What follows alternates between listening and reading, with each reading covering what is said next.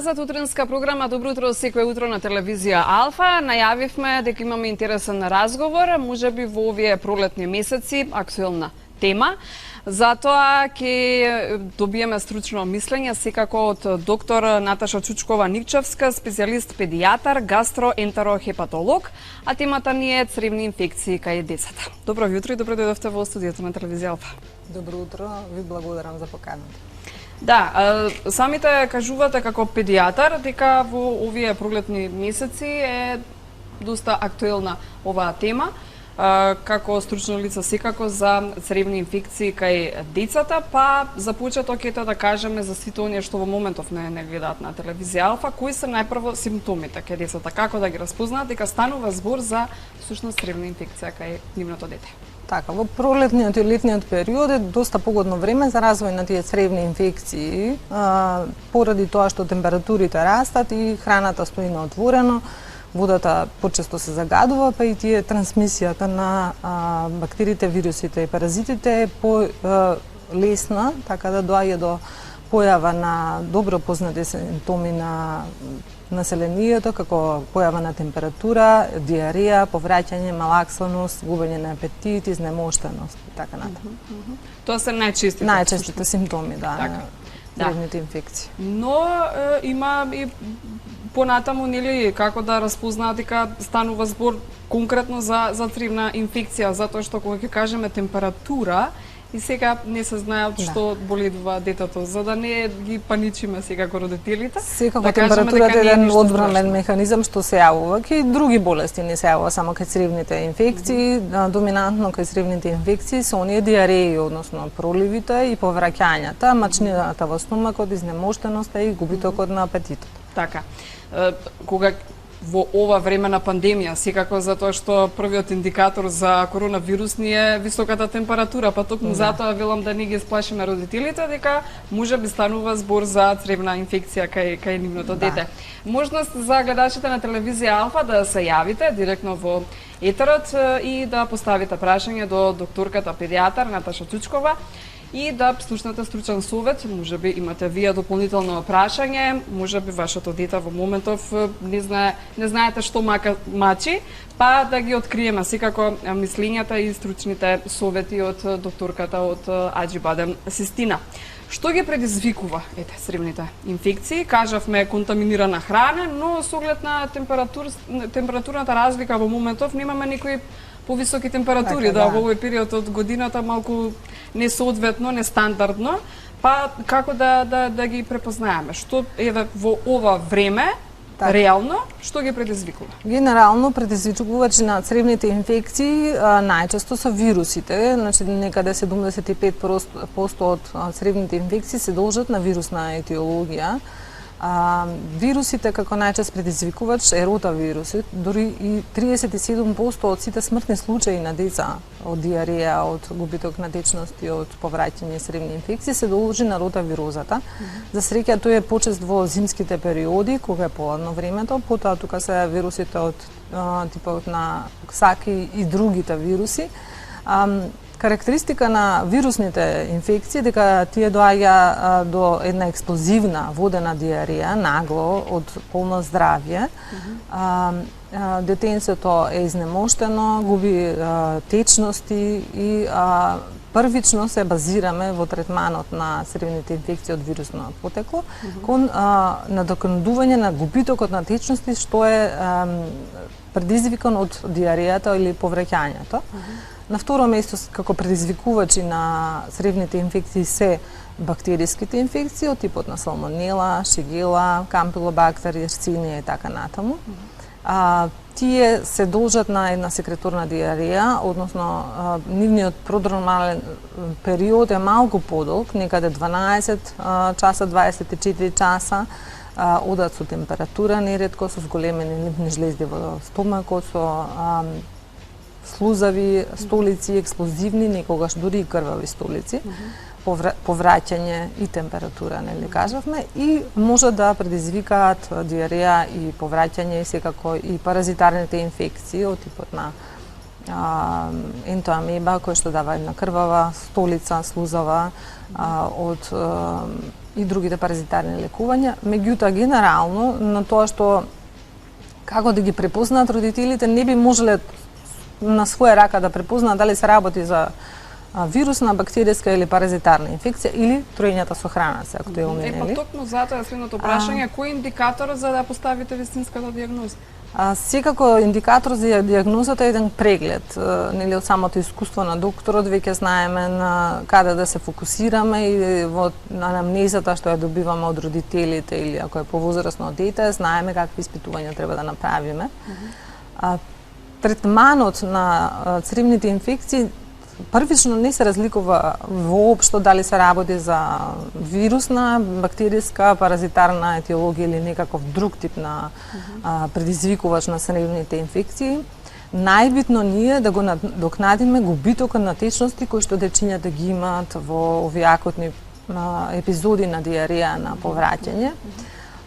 Тоа се должи затоа што детето е различен организам од возрастниот и многу побрзо доаѓа до дехидратација и губиток на електролити од дигестивниот систем во однос на возрастната популација. И значи првенствено треба да го надокнадиме губитокот и да ги надокнадиме дневните потреби на течности. А што според вас, доктор, ќе надокнадува таа?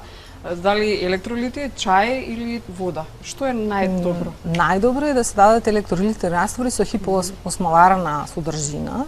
Тие се најпогодни за дечињата, меѓутоа и во домашни услови да се даде и вода, течности кои што се од домашно припремена супа, но секако ако ме прашувате во однос на надавање на Кока-кола или премногу заслагање. Да, убаво што го спомнавте овој момент. Тоа не го препорачуваме, токму поради тоа што еве вирусните инфекции како најчест предизвикувач на цревните инфекции па го оштетуваат четкастиот на епител на цревата и секундарно доведуваат до лактозна интолеранција. Тие сите засладени пијалоци се богати со шеќери, па ќе потенцираат диарејата. Така, во кои се состои тие газираните пијалоци? Газираните пијалоци.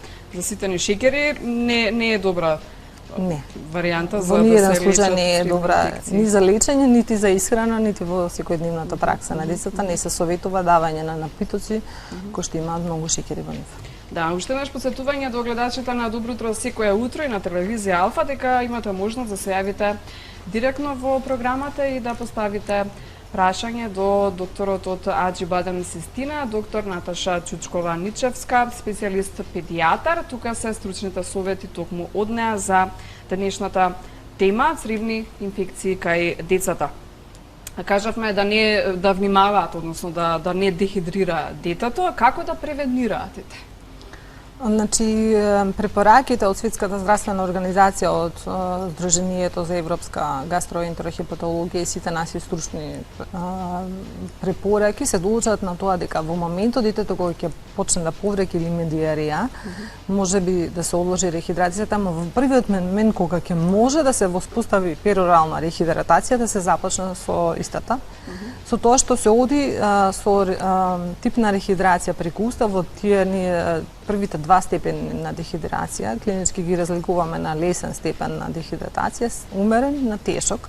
Секако тешкиот степен на дехидратација не можат родителите дома да го рекуваат, меѓутоа стартно да почнат со хипоосмоларни електролитни раствори или вода или домашно припремен сок, супа во количина од некаде 10 на 20 мл на секој 2 до 3 минути, токму заради тоа да не го влошат рефлексот на повраќање и да го полека надокнадат губитокот на течностите во организмот.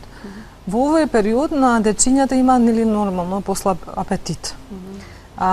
Генерално не советуваме некоја посебна диета, освен кај вирусните инфекции, избегнување на млечни продукти, односно сладко млеко, поради секундарната лактозна интолеранција што се јавува. И тогаш дечињата нормално што се на доење, се продолжуваат со доење, дечињата што се исхрануваат со адаптирана млечна формула, можеби ако имаат тешка клиничка слика на диареја и продолжени повраќања и мала, да речем, секундарна интолеранција, ги ставаме на млечна формула која е безлактозна, некаде во траење од 7 до 10 дена додека се опорават гастроинтестиналните симптоми и гастроинтестиналниот тракт.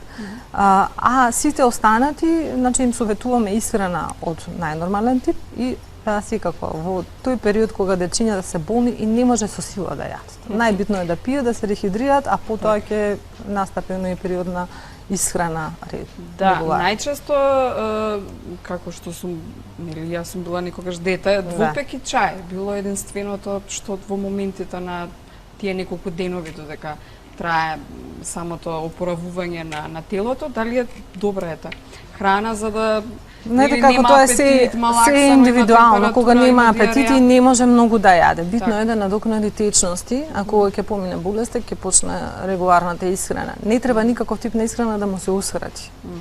Оно што го советуваме некој тоа и овоше зеленчук во нормални количини секако. Ако може детето да приме, ако има добар апетит, значи се индивидуално, некои деца побрзо се операвуваат и сакаат да јадат, не им се ускратува исхраната, затоа што и па и клинички докажано се дека колку побрзо јадат, толку подобро се операвуваат од болест. Во однос на терапијата, она што го додаваме, што можат на своја рака родителите да го дадат, се оние пробиотици. Пробиотиците, значи, не ја спречуваат диарејата и повреќањето, меѓутоа па влијаат модулаторно на цревото, односно доведуваат до зголемување на лачењето на секреторниот имуноглобулина во цревата, па на тој начин помагаат во третманот на цревните инфекции. Да. Сега во овие моменти имавте детенце кај вас во Аџебадем Сестина со токму ваква цревна инфекција? Значи имаме. Индикаторите беа исхраната, храната? Или? Не, значи во овој период не беа исхраната, секако родителите на исхраната повеќе внимаваат во текот на летниот период, а сега ќе настапа тие. Така, да. Дури следува, така. Следува, да. Што препорачуваат од медикаменти? Како понатаму да се следи? Од медикаменти не препорачуваме ништо посебно. Значи, тие медикаментите треба да бидат дадени од страна на стручно лице, педијатар или матричен доктор. Дури и бактериските инфекции, кои што се должат како предизвикувачи на цревните инфекции, и дел од нив не се третираат со антибиотска терапија. Постојат само одредено тесно подрачје каде што се даваат антибиотиците. Затоа што кај една салмонелна инфекција може да го зголемат клитоносителството, може да доведат до развој на псевдомембранозен ентероколит понатаму. Така да антибиотиците се даваат секогаш од стручно лице и само кога има потреба да се дадат. Секако да превенираме во ширењето на инфекцијата, но никогаш да не земаме па посебно превенција да би се однесувала на тоа, мијатраце. Некои медикаменти што не се препишани од матичен лекар, никако, Мијањето раце ми се чини дека во моментов е најактуелно, но мислам дека не требаше коронавирус да не се случи, дека треба да се посветиме на личната хигиена. Секогаш било мијањето раце, значи држење на дистанца, не контактирање со личности кои што се веќе заболени, кои што има такви симптоми, водење на сметка во однос на исхраната, на не оставање на храна на отворена повеќе од 2 до 3 часа, свежо приготвена храна. Тие се не базични принципи кои што може превентивно да се делува, може да дадат пробиотици на своја рака и течности од електролитна рехидратација. Се извинувам што ќе ве прекинам, имаме гледач, а гледачите секогаш имаат предност да слушнеме кој ни се јавува и кое е прашањето до доктор Наташа Чучкова-Ничевска од Аџебадем Сестина. Добро утро. Добро утро. Повелете. Овде една загрижена баба, Мирјана. Би сакала да поставам прашање до доктор Чучкова-Никчева. Моето внуче има 4 години и многу слабо јаде и многу пати кога јаде, така повраќа, ќе поврати. И еден совет да ми каже докторката што би можела да направам, да превземам како баба, мајката исто да ја пренесам. Така. Ето ќе го слушнеме стручниот совет од докторката. Ви благодариме за јавувањето. Доколку имате и останатите гледачи на телевизија Алфа некоја прашање, слободно поставете го. Ние сме тука да ги одговориме. Повелете. Така, често се жалат родителите и нели целото семејство дека дечињата имаат послаб апетит. Ние педијатрите се трудиме да им кажеме дека апетитот и исхраната, значи може да се подигне само со природен начин на подготовка на храната, секако верувам дека детенцето му готва домашно предготвени супи со зеленчук, со месо, свежо оброци приготвени од зеленчук, мешунгаски плодови така натаму. И сега, ако детенцето повреќа, треба да се прегледа од педијатар, да се види колку тоа често повреќа, дали повреќа од прејаденост, од тоа што не сака да јаде, дали може би некоја друга подлога се должи на повреќањето и секако да му се даде некоја терапија ако има потреба. Секако, ви благодариме, ето верувам дека нашата гледачка е задоволна со стручниот совет од докторката. Кажавме дека антибиотиците никако да ги земаат на своја рака, туку секогаш да се консултираат со лекар или пак педијатар, но крвната слика би можела ли во овие, верувам, цревни инфекции кај децата е првенствено крвната слика, CRP-то посебно? Што мислите? Крвната слика е одраз на тоа што се случува во организмот. Сепак треба да постои некој стручно лице кој што ќе истолкува. Но родителите сами по себе, или да се изразам народски со Google медицина, не се лекува едно дете. Значи, не може само една крвна слика да направи, сепак треба да го види доктор дегетот и да го процени во однос на неговата општа состојба, дали може да внесува течности, дали на нешто се сумнева или не. Генерално во крвната слика може да видиме некои параметри кои што ќе не насочат во однос на тоа дали се работи за паразитарно вирусно заболување или бактериско заболување. Да речеме, на леукоцитоза е многу честа кај повреќањето поради стрес механизмот кај децата, кај возрастните. Меѓутоа, лимфоцитозата предоминира кај вирусните инфекции, додека неутрофилната пролиферација доминира кај бактериските инфекции. CRP-то е значи инфламаторен маркер кој што се покачува кај бактериските инфекции. Во однос на да докажеме дали цревните инфекции се базирани на бактериска или вирусна етиологија, иако можеме диференцијално диагностички веќе со самиот преглед и со овие стартни анализи да добиеме една слика, сепак праќаме копрокултура се вика, односно фецес за бактериско испитување и фецес за најчестите предизвикувачи ротавирусите, аденовирусите кај нас. Да. Кажавме дека млекото и млечните производи не се препорачуваат во овие денови додека детето боледува од некоја цревна инфекција, но велите дека доењето е најдобра заштита можеби од ретните вируси. И сега кога е времето да се обратат на педијатар? Во кој момент би требало да се појават кај вас? Доењето делува протективно поради сите имуноглобулини кои што се лачат во мечиното млеко. Сладкото млеко сакаме да го избегнеме, не млечните производи воопштено, значи дури им советуваме пиење и исхрана со млечни производи кои што се ферментирани затоа што се полесни за дигестија во дигестивниот тракт, типот на јогурт, кисело млеко или кефир. Воопшто нема ограничувања во нив. Кога еден родител треба да се обради, значи кога тие симптоми на диареја траат, детето е изнемоштено, не може да го спроведе вакцинниот режим преку уста, он почнува да даваат родителите течности изотонични, меѓутоа детето се уште повреќа, неговата општа состојба не е добра, повреќањето се над 5 во 6 во денот, значи и објективно не може да надокнадите течности ако упорно се повреќа, тогаш е време кога треба да се јави на педијатар.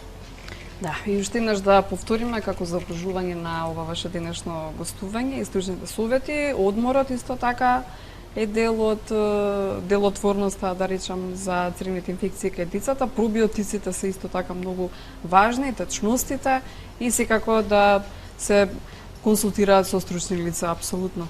Апсолутно, да. Секогаш одморот е нормален механизам кога некој дете е болно, му треба време да оздрави, да одмори, да надокнади.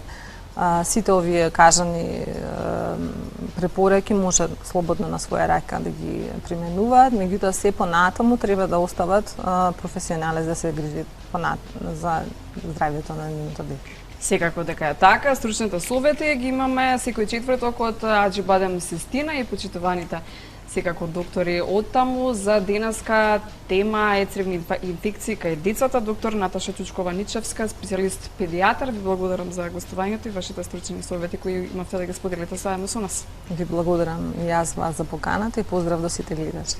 Да, ќе продолжи секако со работката. Секој четврток имаме докторот Аџибадем Систина. Кратка пауза и веднаш потоа моментите кога не спомнуваме никакви вируси, ниту болести, туку следува 15 минути без корона. Бидете на ТВ Алфа.